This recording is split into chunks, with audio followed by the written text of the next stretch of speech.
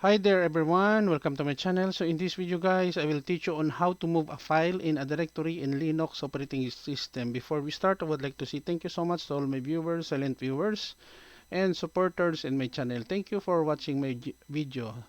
If you are new with my channel and then you like this video, please hit the like button. Don't forget to share and please support my channel guys by clicking the subscribe button. So let's begin. When you are working in Unix or Linux operating system or even Mac OS, in the command line, there are some situations that you want to move your file to a directory. Now, the command to move the file in the directory is called mv. So, to know the syntax, we type man mv, press the enter key.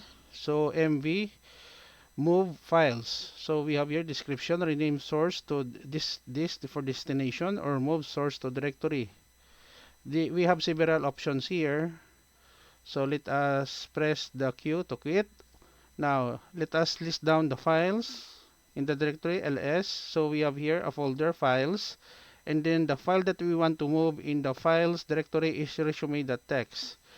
Now, to move the file resume.txt in the directory of files, we issue a command type mv space resume.txt space files, the directory that we intended to move the file.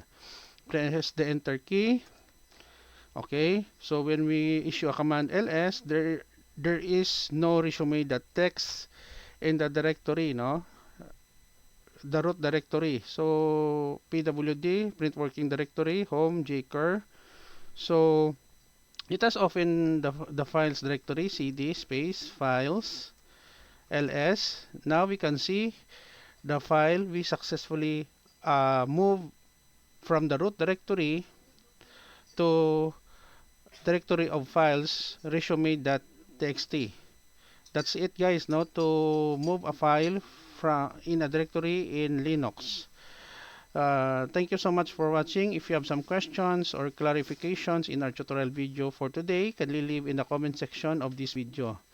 Thank you so much guys for watching. Don't forget to like, share, and please support my channel guys if you are new by clicking the subscribe button. See you in the next video tutorial guys. This is your friend Jake saying bye bye for now.